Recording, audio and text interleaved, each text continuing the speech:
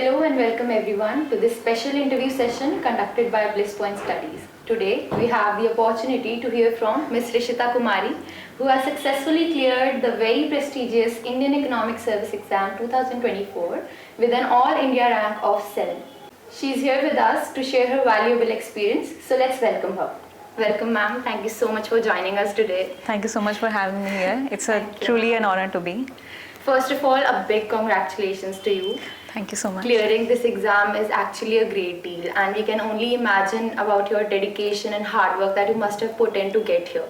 So, how do you feel right now seeing all your hard work finally pay off? Okay, so basically I'm just trying to process what exactly happened to me. I did not expect the rank 7 that will come out of it, but I'm still trying to process everything. It's a great feeling that it's just that I do not have to go back to my home and study at night. Sit with your books. Yeah, right? Exactly. That sense of satisfaction and finally relief. Yeah. Absolutely, ma'am. Yes. So before we get into your preparation strategy, we should first know about your background. Okay. So please brief us about your education journey or any prior work experience if you had and so on. Okay. So I did my graduation in economics from Hansraj College, Delhi University. Then I completed my post-graduation economics from Jawaharlal University. And that was the time when I got to know about the Indian Economic Service Examination, but I was not preparing that time. So then once I done with my post-graduation, I decided to go for the research associate thing. Then I did my research associate thing in my at my ISI, Indian Statistical Institute, that is in New Delhi. So when I was started my IES preparation, when I was working as a research associate, so that's the entire thing. Yes. So a frequent question that aspirants often have is regarding the time required for preparation. So how many hours or months do you think this preparation requires? And since you said that you were working, how did you manage your work alongside your studies? Okay, so there is not a particular answer to that question because it took me somewhere around 2 years to be able to crack this exam, and some people just crack it in just one attempt. So there is no particular answer for that, but I would say that if you are consistent in your study, for example, if you are giving 3 hours or 4 hours on a regular basis, and if you are revising, if you are writing answers, then if you have a proper guidance, it might be some mentor or any kind of coaching institution, for example, this one. It's a very great thing that you can add into your preparation journey. So it will shorten your long preparation journey in just a few months or years. It will cut the time where you just look for resources and you just getting to know where do I study things from. Yeah. The guidance will sort that out for you. True. Guidance is very important when you prepare for any competitive exam, be it IES, IAS or any other, for example, CAT and something. Not only for the written, but also for the interview part as well, yes. Okay, so a question related to test series now. How important do you think test series and mock tests are? And specifically for people who are preparing independently without any coaching. What role does test series, maybe taking it from coaching institutes, what role does it play? Okay, so one of the major an important aspect of IES exam is that you have to write answers over there.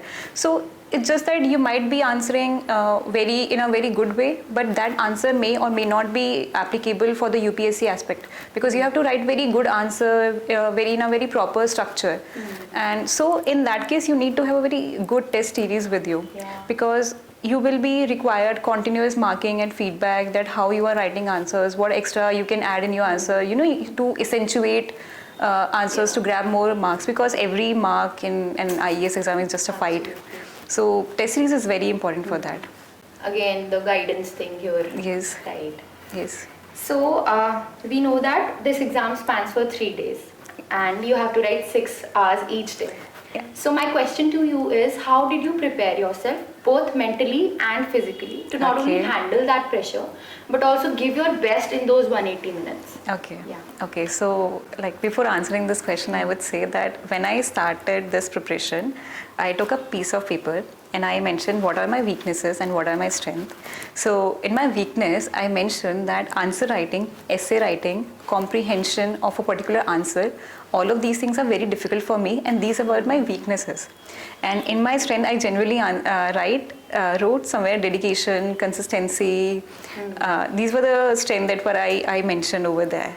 So I realized that if you are writing answers on a daily basis, irrespective of the fact that whether you are answering in a good way or a bad way, it's just that you are writing it in a certain way, you will get it, to be honest. And plus, if you are having a test series from any institution, so that will also help you to accentuate your answer.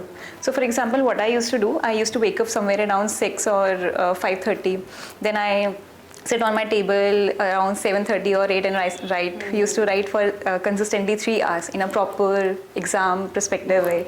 Yeah, so that was really helped me, to be honest, a lot. That's actually a very good piece of advice, no, that writing out your strengths and weaknesses before beginning the actual preparation. Yeah. So what you mean is revise, write is the ultimate mantra, right? Yes. So I think this also takes us to the very important topic of building the right habits. So what habits do you think aspirants should adopt throughout this preparation? Not only to develop that caliber to be able to write the mains, but also the right personality in dealing any such situation, any competitive exam. Okay, so as I mentioned that I was working as a research associate, right? And I used to get less time to prepare for the Indian Economic Services initially. So what I used to do, I used to make a proper timetable. So for example, in a particular week or weeks, I have to complete few topics of, for example, macroeconomics or GE2 or GE3. So once I'm done with that, so that where I realized that why is it important to have a particular timetable that will give you a path to move on. So that when I done with that, I realized that another thing which I require to change in my habit to wake up early in the morning, because my productivity used to be very high in the early in the morning. So that's where I realized that consistency also matters. So now moving on to some paper specific questions which aspirants often have. So beginning right from the first exam, which is the general knowledge and general English, which people generally underestimate. So how much time do you think one should allocate to the preparation of these papers, and what was your strategy to get through these? Okay. So if I specifically, let's just start with the general economics. If I specifically talk about English paper, I remember my English like essay writing or paragraph writing, précis writing was not that really good, to get good marks. So I realized that there are, if you look at the essay questions, there are few questions which are repetitive in nature. For example, women, there are always an essay which are related to the women. Yes, so just prepare that topic. For example, if the question comes regarding the women entrepreneurship or women investment in women will help in economic growth, so just make an introduction. What will you write there? Remember a few quotes regarding women. Remember a few facts which are there regarding women. What are their ratio in the labor force participation? So these are the facts that you will prepare. Second comes to the body. So body me, you will talk about that what is the current women condition, whether it is in education sector, healthcare sector, female labor force participation, in cinema, in entrepreneurship, what is their share in the startup. So in these way you are try to get a very comprehensive idea about the women condition in the economy. So this is where you will try to develop a proper information regarding women. So and then the conclusion, you should remember that everything that you are writing in the body, that should add up to your conclusion only. So I remember I remembered a particular conclusions that if the women essay will come, I will write that particular conclusion by changing just 1 or 2 words or lines. So that actually really helped me a lot. So that's how I prepared the general English part. Yeah, in general English, people often think that there are essays which are repetitively asked. For example, environment and women related. Yes. But there are some additions also which stand out unique. So do you think that attempting those repetitive essays is better, or doing something unique will bring a different impression on the examiner or give you an edge over others? What's your opinion on that? Okay, so examiner does not care what exactly you are writing, whether it is women which are repetitive in nature or any other very important topic. No, they just want you to write a very good essay, whether it is related to any topic which are very repetitive in nature or a very new one. They just want you to write a very good essay. That's the only thing they want. The question is to judge your English. Yeah, because they want us to write on women. That's the only reason that the question is there in the essay. Otherwise, they wouldn't have given us to it. So that is the main thing. And what was your strategy for general knowledge? Okay. That's the general study. That is the second general paper. studies. Yeah. So that's a very, I would say, very boring paper. I'm not very keen to history and Can't deny that. history, geography, and polity. But I do read everything about polity. So basically, for the polity, I refer Lakshmikant, and for the history part, I preferred online IES material, which are there on the websites. And I also read spectrum as well for the history, not the entirely, but for the few specific sectors. For example, Mughal history, and then few what happened after independence, the role of any other movement, people movements, etc. So I study only specific topics regarding GS, not the entire books, because I did not have time so much, and that was very boring to me. How much time did you allocate for GS then? So for example, in the case of general English, I used to write only one essay per week. Okay. Yes. So that actually helped me, because I cannot just leave out general English totally, because it is an important part. And again, you stayed consistent. Yeah, exactly. Every essay 1 week means you are writing it every week. Yeah. You're not skipping anything. Yes, That's the thing which highlights out. Yeah. Yes. And specifically in the case of GS, so GS is, as again I'm saying, it's boring. So I used to allocate, for example, 1 hour for the GS part every single day or every alternate day. For example, if in the last week I allocated 1 hour every day, then the next week I will allocate only 1 hour alternate days. Yeah. So that's the strategy, because few subjects you will not like it, but you have to include it, because ultimately the marks are going to be added in your final paper, so you cannot miss it out for sure. Right.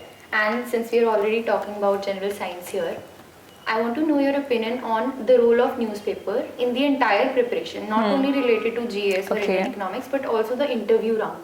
How important is it to know the current affairs? Okay. First of all, you are preparing for Indian Economic Services. You're supposed to know everything which are there in the economy, just to accentuate your own personality. Right? That's the first thing, like why you should read newspaper on a daily basis. If I specifically talk about the examination perspective, then I would say that when you study something in the newspaper, you will get very good points out of it. Mention those points and include those points in your answer writing. That's where you are accentuating your answers or grabbing few more extra marks which may not be grabbed by any other candidate. So that's the difference that reading newspaper create. So basically you maintained a separate notebook where you noted down important news. Yes. Okay. And to be precise, so aspirants need to do current affairs on various topics like polity, international relation or state affairs, or do they just need to limit to Indian economy related news? Like the entire newspaper, there are so many sections.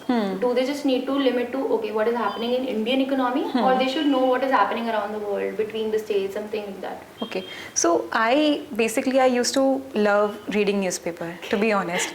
But I have seen a lot of candidates which are very restrictive to read only Indian economy part. But as we should not forget the fact that general science is also a part of our exam. So we should read other perspective as well. What has been happening, for example, I'm from Delhi, so I need to know what has been happening regarding pollution, transportation system in my own state. So that's the thing that we should add. Correct. So basically, out of your interest, you read these things, but this is also a general requirement, because clearing the exam is not just a single goal, but you have to enter the service and you need to know what's happening around you. And when you read a newspaper, that will also help you to improve your personality. That will ultimately going to help your interview round. Because when you are in your interview, no book, no notes will help you out. It's only the knowledge that you will have in your brain will help you out.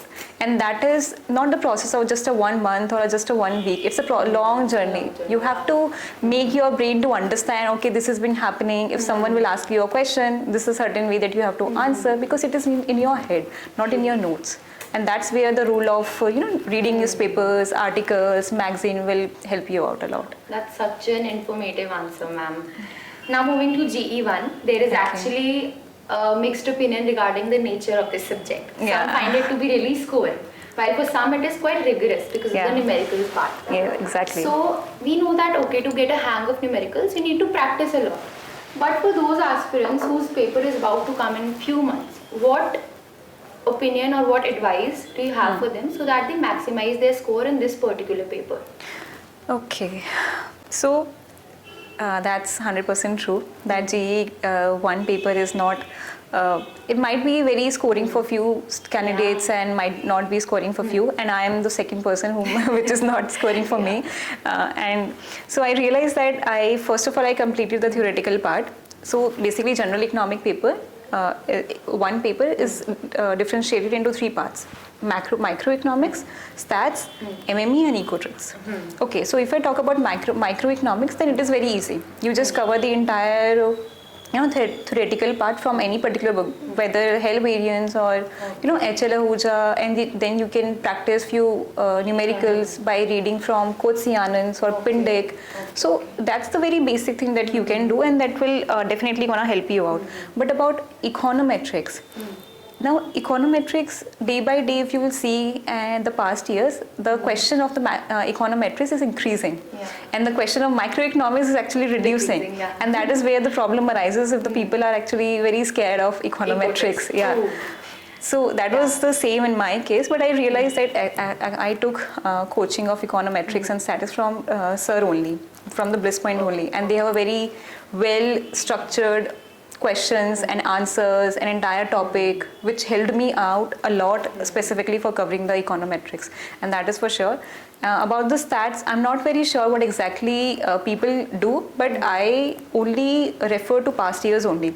So for example, if the question there regarding central mean or central tendency, so I just did the past years only regarding the statistics, because that was not my forte. General economic one. आपने basically अपनी strengths को focus करा. Yes. Okay. Yes. That's a good advice, ma'am. Yes. Now GE2, which seems to be a super vast paper. So the macro part, the growth and development, international economics and all. What would the general strategy for one candidate should be to clear these papers? Okay. Like before answering this question, I would say like we have four main papers: General Economics 1, 2, 3 and Indian Economic. I knew that my General Economics 1 paper, that is the micro, stats and economics, is very I was not very strong in these papers. So ultimately, I have to work really, really hard in the rest of the papers. That is the General Economic 2, General Economic 3 and the Indian Economic, to score more marks in those papers, right? So for the General Economics 2, it is very, very scoring, despite the fact that it is very theoretical in nature, very boring, but it is very, very scoring. I have seen that the people actually get somewhere around more than 104 or 114 as well. So it is very scoring. That's a lot. Yes. So it's just that there only one strategy which I adopted: refer a particular only one book, complete the entire syllabus. Once you are done with the syllabus, then what you will do? Revise them on a particular basis. Once you are done the revision part, write answers. That is the strategy which I adopted. Reading, completing the entire syllabus, revise them on a continuous basis. You have to do this on a continuous basis. How frequently? I used to do it on a regular basis, to be honest, because I was stick to only if, for example, if I am doing macroeconomics, I will completely devote myself to the macroeconomics only. But there are few people who will do the amalgamation of 2 or 3 subjects, but I never used to do that. If I'm completing macroeconomics, I will do the macroeconomics, revise them and see the past years if I'm able to solve those past years or not. If there are few topics which are left out by me, for instance, then I can just go back to my book, revise them again and see the past years again. Once I'm done with this process, I'm not writing right now. I'm just seeing that I'm able to answering those questions or not. That's it. Then I move on to the another topic, for example, economic growth and economic theories and all. Once I'm done with that, then I'll move on to the another, international economics. But meanwhile, my revision is still continuing on a regular basis. So I did not compromise at all from my revision perspective. That's a brilliant approach. Yeah, once you are done with the entire revision part, you are done with the, there are 7 topics in the General Economic 2. Once you are done with those 7 topics, you are done with that. Now revise each those topic and then take a piece of paper, write all the answers which are there in the past years. Then only you have to write answers. That's what I think. People may write answers simultaneously, but I think completing the entire syllabus is very important. So, especially for GE2, I think it's possible here. Yes, yes. And another thing which I noticed was that PYQs are very important for aspirants. Yes, definitely. That's where you will realize that what kind of questions they are asking, what is the difficulty level of the questions, and to what extent you have to read a particular topic. So that's where the PYQ helps you out. I remember once I done with the entire syllabus, I used to write PYQs of, for example, GE2 from 2016. Okay. Yes, on a daily basis. So that's what I did. Because GE2 is very scoring, just that you have to revise and write. That's it. And it's almost static also. You have to just remember and reproduce it there. Exactly. And do your best of the presentation and all. Yes. It might be the case, for example, in the month of August, you are writing a very good answer of general economics too. But in the month of September, you did not revise that particular subject at all. But in the month of October, you decided to do it again. It might be the case that you may writing answer a very good answer in the month of August, but you may not be able to. You lost the touch. Exactly. True. That's where the art of revision and writing answers become important. I think people often neglect this, but revision is really important throughout this journey, be it any subject. Yes. You have to revise it. You know, initially you will feel that, okay, I know this topic. But what happens is that main thing is that you are able to recall it few days or few months after. Yes. Because if you don't recall after few months, how will you remember it in the paper, and that too under too much pressure? Yes. I would tell you one instance. I was just reading particular topic, for example, HO model from the international economics. So there were multiple times I did the revision. I realized, okay, ये तो हो जाएगा, not a big deal. I will write answer if the question come in the main exam. So मैंने 2-3 दिनों में like छोड़ दिया था उसका revision करना. Then when I started writing answers of the mock, I realized that the sense of consistency in writing the answers becomes so bad. So I was not able to writing answer in a very good way. So that's where the problem arises. And it's good that you identified it and controlled it at the initial stage itself. People still think that, okay, like students have told me that ठीक है ma'am कर लेंगे revise after. We can revise it after a few months, a few days, but no, the ultimate truth is that revision is the key. Yes. Because when you will revise, it means that you are also increasing your writing speed as well. True. And because I had a very strict policy regarding answer writing. So for example, if there is a 5-marker question, I used to give only 6 minutes. If there is a 15-marker question, I used to give only 12 minutes to each question, obviously. And if there is a 20-marker question, I used to give 18 minutes to each question. So when I started writing answers, you won't believe, for the 20-marker question, I used to give somewhere around 25 or 30 minutes, which was very long.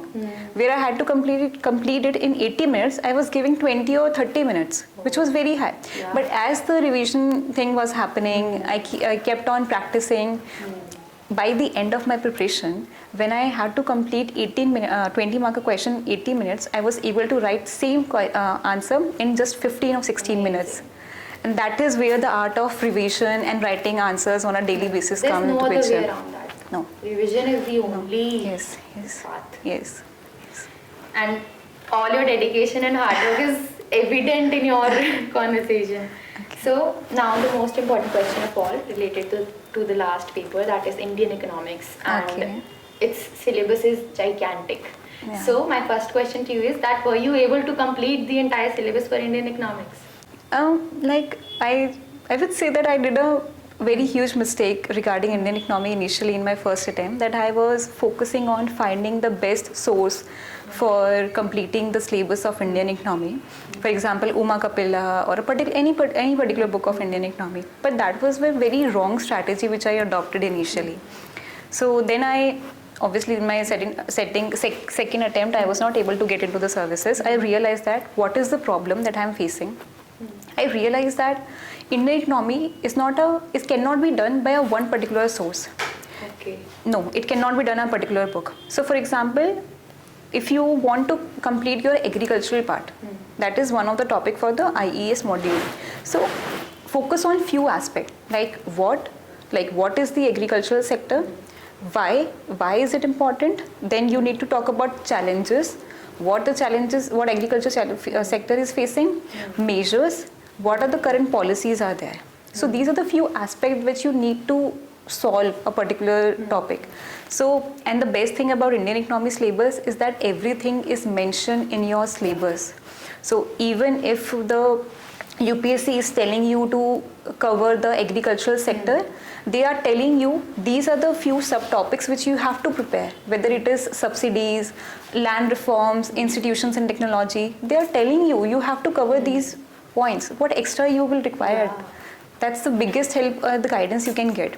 So for example, I also tell you, for example, I have to complete a subsidy topic. Okay, so go to the Google, write subsidies in India, UPSC, SC. Okay, you will get abundance of link over there. Okay, take a piece of paper, write what, why, challenges, measures, current policies. You are genuinely covering everything in these few 5 factors. So you will get everything. There are Drishthi IAS, Forum IAS. There are a lot of coaching institutions are there which are writing continuously regarding every sector. So that's the biggest help that I took from the internet instead of focusing only one book. So that's the thing. Thank you so much for sharing that. Yeah. Another question related to Indian economics, which students often ask, is that the topics in this section are very static in nature. So, do they need to append these static topics with current affairs when they write the answer, or they just need to like copy paste what they've read in the books? Okay. I'm sorry, but I respectfully disagree to the fact that the people think that it is static in nature. I don't think so. I don't think that it is static in nature. GE2, macroeconomics, general international economics, those papers are static in nature. Indian economy is very dynamic in nature. I mean, Indian economy gives you the sense of openness that you can show your creativity to the answers. There is no horizon over there. Okay, so for example, if I talk about any particular topic, you will write, okay, let me just give you an example. If I talk about MSME sector, you know the basic, what are MSMEs, why they are important, what are the challenges they are facing. But how will you accentuate your answers? Because every other student is writing the same thing. True. And that is where the role of newspapers, reading on a continuous basis, economic survey, budget will help you out. You will get facts or other figures from the economic survey and budget. You will use those facts in your answer to accentuate your answers, and that will help you to get more marks. So that's what helped me a lot. So I got the highest marks, like All India rank 1, and I got 92 marks. So I realized that why those strategies are actually important to accentuate your answers. That is the only way that I am claiming this thing. As you said that reading budget and economic surveys are important. Yes, very important. Yeah. So do students need to read these end to end, or do they need to pick up certain topics, certain important topics from these? Okay, that's a very good question, to be honest. So I believe that, again, what services you are focusing on? Indian economic services. If you'll become an IES officer, fortunately, you will get a chance to work with the ministers and other elite economists to make that economic survey. So if you are not right now spending your time in reading the entire economic survey or the budget, how will you, see yourself in the future? So see, in my strategy and preparation, there is no shortcut, and there were no shortcut. So I read economic survey entirely, I remember, of 2022 and 2023 to be able to extract good points out of it. Because that way I also able to, recall everything. I was able to clear my facts. Okay, this is the thing that is happening. These are the few reforms that the government of India come up with. Because everything is not there in the newspaper. And everything is also not there in the case of the monthly magazine. Economic survey and the budget are the two most important things that you can do. And about facts, I don't think that you should rely on any other, economic survey and budget, best thing that you can be relied on. Pure, authentic, and like perfectly phrased also. Yeah, exactly. And also in my case of Indian economy answers, I remember I used to start my introduction with quoting the fact that according to the economic survey or as per the budget, union budget of 2023 or 2024, this. I used to write those things. So that's actually helped me a lot. काफी अच्छा impression पड़ता है ऐसे quoting. I used to. Good advice. Yeah, I used to write read toppers topics, like why their answers are different from us. So that's where I realized that okay, it's very important to add few points and facts from the authentic sources, and that's where your number will accentuate. Correct.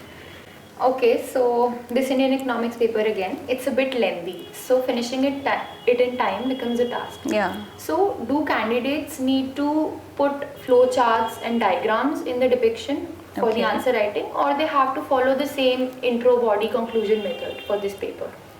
Okay. So about completing on time, so I will answer that question by saying that once you start writing answer, like in your practice, take a time, watch with you, write on a certain basis.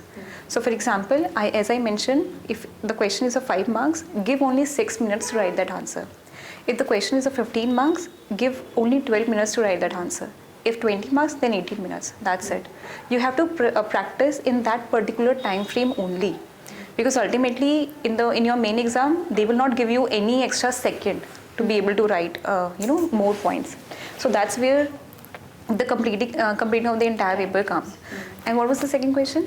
That can the candidates use flowcharts and diagrams, or they need to follow the old method of intro, body and conclusion? Okay. So from my second attempt, I realized that if the examiner, that I realized from my test series, to be honest. So if the examiner is asking you to explain something, you cannot explain it with the help of flowchart and diagram. No, you have to, for example, if you are making a diagram, you have to explain it properly, because ultimately they want your explanation, how easily you are able to explain your own perspective to the examiner. That is important. So relying only on the flowchart will not help you out. That's the thing. True. Yes. And there is always a chance of getting a question you might not be fully prepared of. Yeah. So in that case, how do you attempt such questions जिसके बारे में आपको ज़्यादा नहीं पता, बस थोड़ा बहुत idea है? Okay. So is it specifically regarding Indian economy or the general? First, I think Indian economy के context में, क्योंकि वहाँ पे ज़्यादा chances हैं. Okay, so if I talk about the Indian economy, section B, there are 9 questions which are given. Okay, you have to attempt only 6 questions. So just imagine if you are practicing on a daily basis and there are different past years papers, you are taking a help from the test series, then you are somewhere covering every topic, right? But somewhere it might be the case you are not able to remember any particular topic to write good answer. So always try to do one thing, first complete the entire syllabus. In that way you will be able to write at least few things out of it. Even if you are not able to recall everything, at least you should be able to write a few things which you have read earlier. So that's what I think. But at the end of the day, if you have studied really hard, if you done with the entire syllabus, you would be able to write 6 answers or maybe more than 6 answers. So if you are serious, you can do it. Correct. So my next question to you is, what was your strategy of preparation just a few days before the exam, or maybe a week before the exam? Like itna sara syllabus, how did you cut it short and revise it just before the exams? Okay. So before exam, you cannot think that you will only follow writing answers or only follow revision. No, both things are important. So I remember in the month of May, I was writing consistently for 3 hours every single day. So that was 30 days. I was writing continuously for 30 days, 3 hours each per day. Now in the month of June, I specifically targeting my general English and the general studies part, that is the history, polity and the geography, because I was not able to give a lot of dedicated time to the general studies and the general English. So I was very sure that okay, by the end of my exam, I will revise those topics only, because that time will help you out. अभी ताज़ा ताज़ा तुमने recall किया है, that will be able to recall very properly by the end of the exam. That was the main strategy which I adopted. And on a daily basis, I used to spend somewhere around 3 hours or 2 hours to remember General Economics 1. Then another day I will focus on General Economics 2 paper. Then other day 3, and then the Indian economy simultaneously with the General English and the General Studies. So आपने जो notes prepare करे थे, तो आप वो entire paragraphs को go through करते थे, या फिर आपने उनका एक शॉर्ट जिस्ट या कुछ माइंड मैप टाइप बनाया था? कोई ऐसी स्ट्रैटेजी फॉलो करी होगा? Okay, so initially I am not talking about the Indian economy in this case, the rest of the paper I am telling you about. So initially I used to write and revise everything from the book only. Because it was not possible for me to write every important thing in the notes. So initially when I'm reading something from the book, I used to like highlight it. And then I am revising it for multiple times, 10 times, 20 times from that book only. But as the time grows, you also grow. So as your preparation or the revision. So once I'm done with 10 or 15 revision, then I used to make notes out of it. Only the important points which I'm not able to recall on a certain basis. That's where my note strategy comes into picture. So it's not like, for example, if I'm doing HO model, I will write what is HO model, what are the assumptions. No, I will not write that. That I already know. I will mention what are those 11 assumptions, what are the main shortcomings, and for example, if Leontief paradox is there, so what is the main idea of Leontief? That's it. And if there is a diagram, I'm not able to recall it, I will write it down on my notes. Okay. It's not the entire thing that I'm writing, what is that, what is why, pros kya hai, cons kya hai, I will not mention it down. That is what obviously every person has their own their strategy. True. I have my own. That worked for you. Amazing. So I believe that we have covered almost all of the key questions related to ma'am's preparation strategy. Now let's move on to some questions related to her interview experience. Okay. So the interview round, it can be quite overwhelming, and no matter how well you prepare, it's natural to feel that nervousness when you actually enter that room. Yes. So candidates often ask that how do you stay focused in such a time, and how to maintain that presence of mind, in the process. So what was your mental state during that moment, and how did you manage your nerves? Okay, so at that particular time when I was sitting in front of them, I gave abundance of mock interviews to be able to reduce or eliminate my nervousness in front of them. So the first thing that you have to do, so you have to reduce your nervousness and you have to find what are the reasons behind it. So my reason was I did not give a lot of mock interviews in my initial attempt. Okay. So that is the problem that I was not able to perform very good in my second attempt of interview. So that I worked really hard on in my third attempt. About the thing that how you can staying calm. So I remember that's a very vague thing to do, but I remember I contacted almost every people and I know, every person I know from my batchmates, whether IAS officer, IES officer, which helped me a lot. So I remember I used to contact with IES officer and the IAS officer, which were my friends and are my friends. So I used to tell them, please take my interview, take my mock interviews, please help me out. So they were very humble, very kind, very generous. They used to give me a lot of guidance that, okay, you can improve like this.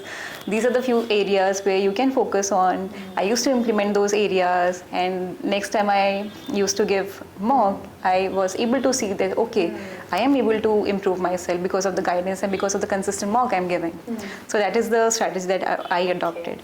And there's one more thing I was mentioned. So when there are a lot of candidates in your group which are preparing for the interview part, okay.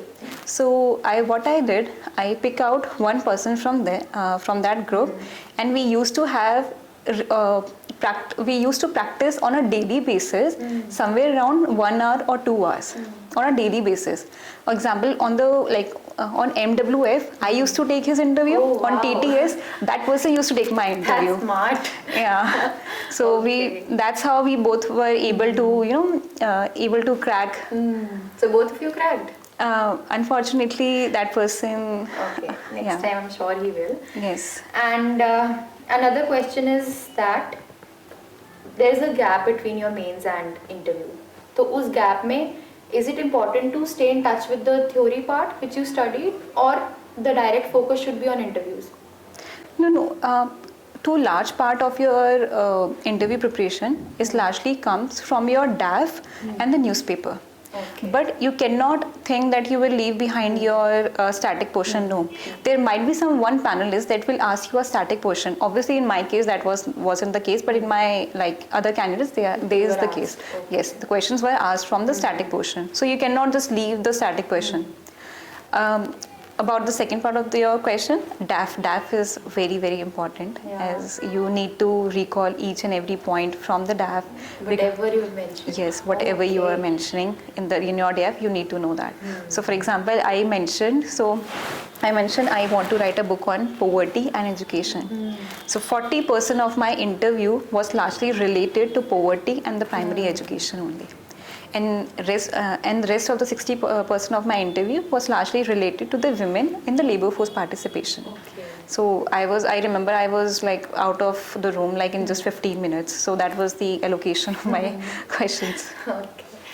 So many students are just from an academic background, means they're not working. So they have this common doubt that if you are having a prior work experience, does it in any sense give you an edge or increase your chances of selection as compared to other non-working candidates or not? Okay, first of all, I know a lot of people who never had any kind of experience and they were able to crack IES exam, even the IAS exam. So this is not the case that you are not working and that's a negative thing. It's absolutely a myth. For example, if I was working as a research associate when I was preparing for the Indian Economic Service examination, and to be honest, my work did not help me out a lot. Yes, because they did not ask me any question regarding the work that I was doing. In my mock, people were asking me, okay, everything. Every person will ask me question from the work that I am doing. But in the make interview, they did not even ask me a single question out of it. That's surprising. Yes. And I remember I made somewhere around 60 to 70 questions, just my research assistant thing. And they did not even ask me a single question. 70 questions. Yes. No, people do that. It's not a very big thing. People do that. And that is a strategy which was given by one of the IAS officer. Okay. That IAS officer gave me that you need to prepare a lot of questions from one particular topic to be able to answer each and every question they will ask you. So that's the thing. Correct. So, do you want to share any question which you felt was interesting or unexpected during your interview, and how did you handle it? Okay, one question. Okay, so I remember one of the lady panelists, she was very humble, to be honest. She asked me a question like, what are the challenges that the women are facing in the labor force participation? Okay, so I just mentioned few points, 1, 2, 3, 4, and then there was male panelist that was sitting in right up front of me. And I don't know what happened. I just said the 5th point, sir, I'm so sorry. Because of men also, women are facing a lot of hardship in the women in the work environment. Yeah. And I remember that person, lady members and the chairman started laughing. Oh. Yeah. Okay. Yes, that was like, okay, like have I messed up or what? But they were very humble and they were very smiling face. They were laughing on that part. Open to welcome your opinions. Yes, but after that I remember the second lady, she asked me, so you mean that men are not doing anything? I mean, I'm not demeaning men in any case. It's just that women are actually facing a lot of problem. And I also mentioned that the reason I'm sitting here only because of my father only. And then the lady member that was sitting right next to me, who asked this question initially, she said, okay, I understand whatever you are saying, because the reason I am sitting here only because of my father only, so I understand whatever you are saying. Okay, yes ma'am, thank you so much. So interview can go in any direction. Any direction. Very unexpected. Yes. I think then most of the questions are unexpected. Yes, only. yes. Okay.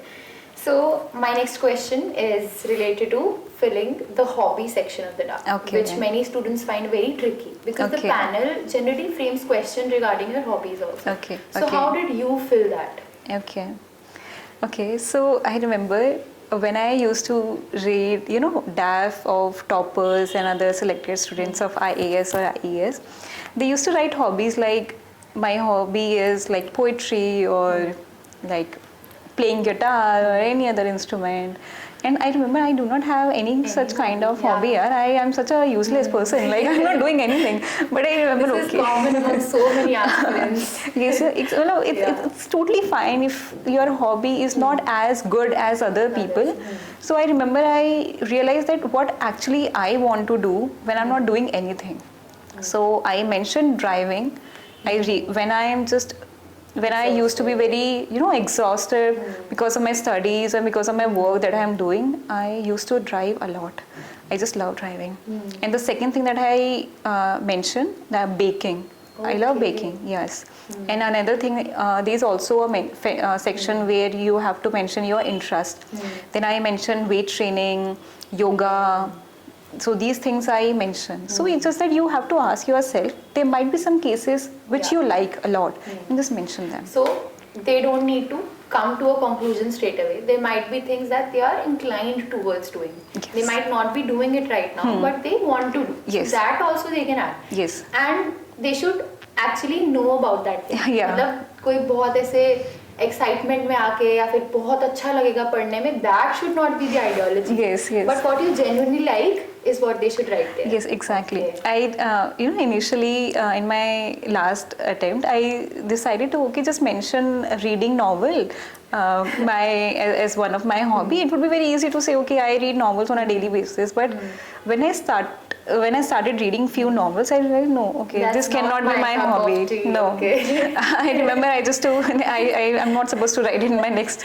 So did you submit that down? No, or did you no, change it? no, I changed it. Good. Yes, I changed it fully. Okay. Just don't write something which you will not be able to defend in front of the panelist. Just be honest with you. Just be honest with you first. Then you will be able to, Correct. genuine Be with the genuine with them. interview. That's very important. Absolutely, ma'am. So these insights into the interview round have been really valuable.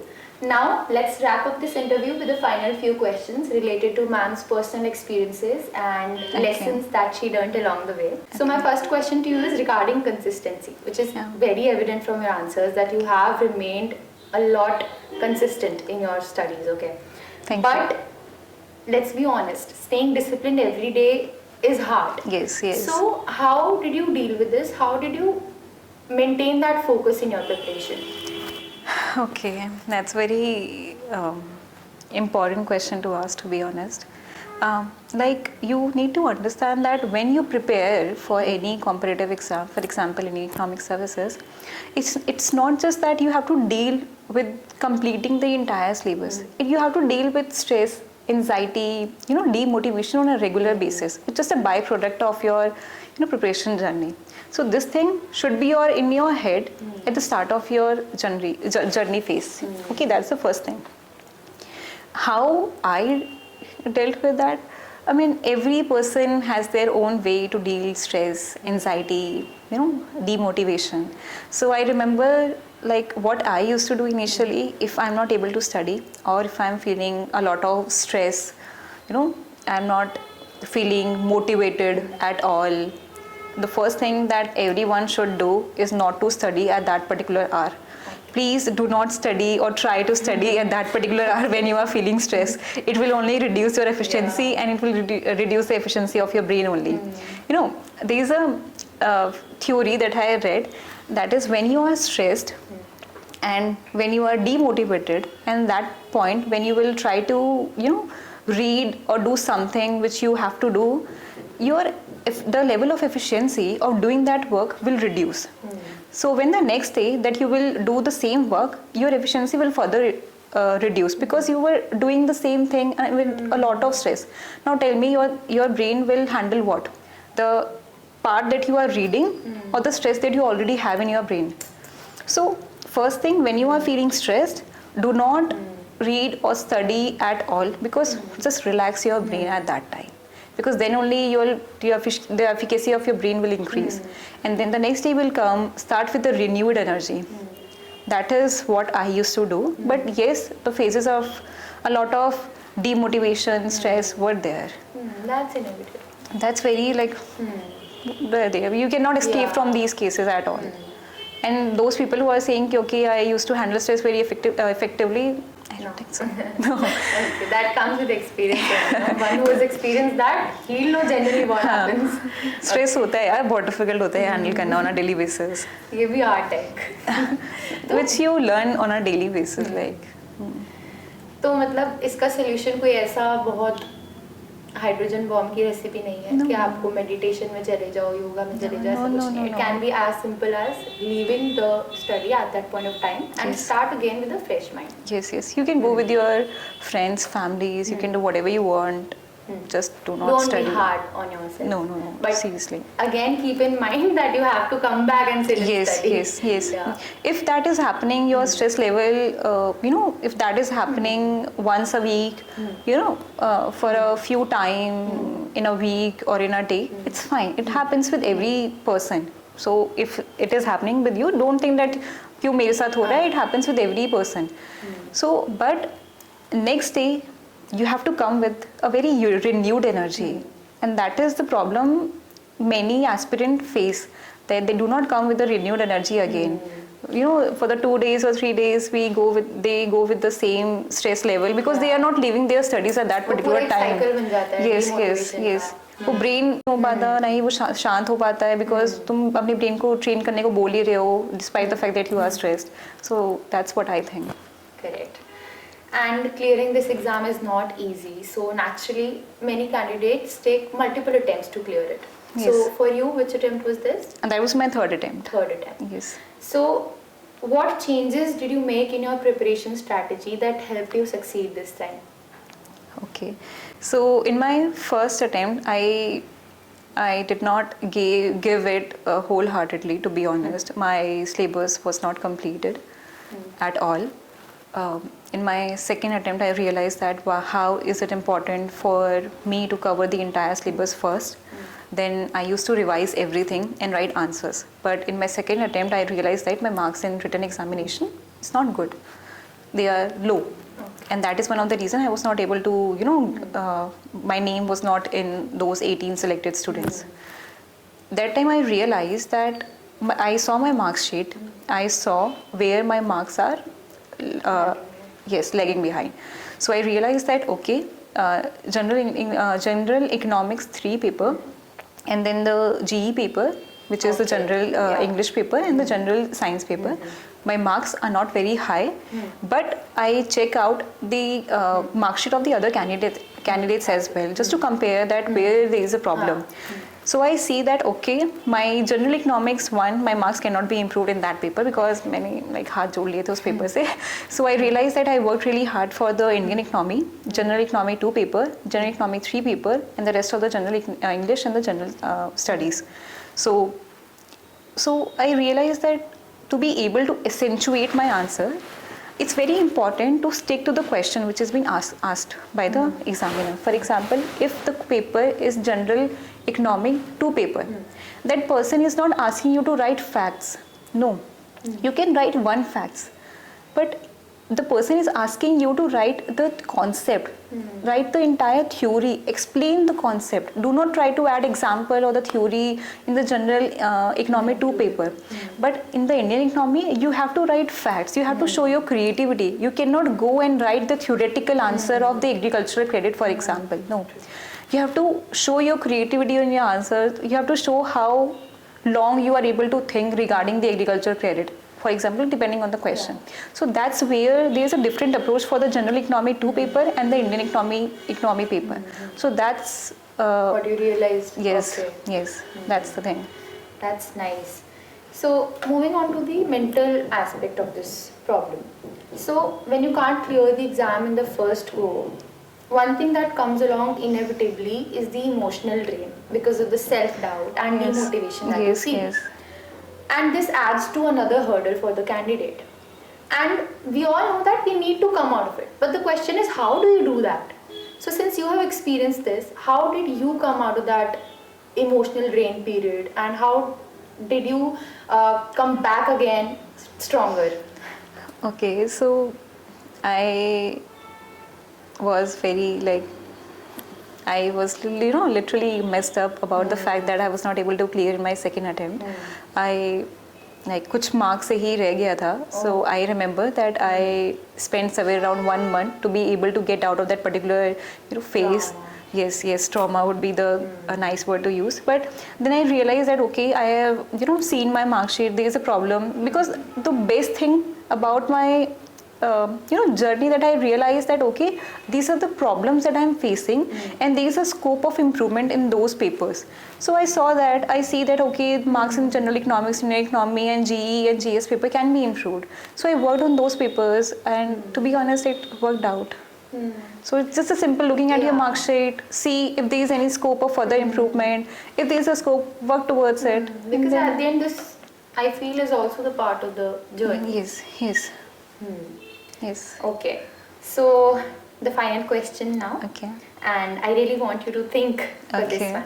So keeping in mind your journey, if you could go back to the time when you started preparing and give yourself an advice, what Okay. would it be? Okay. I would say that do not rush to complete the entire syllabus.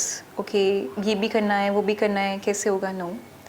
Just follow a timetable, whether it is 1 day or a week or a month. Just follow your timetable.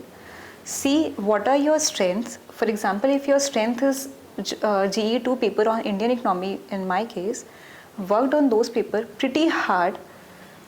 Then see what other areas that you are lacking. For example, GE1 paper.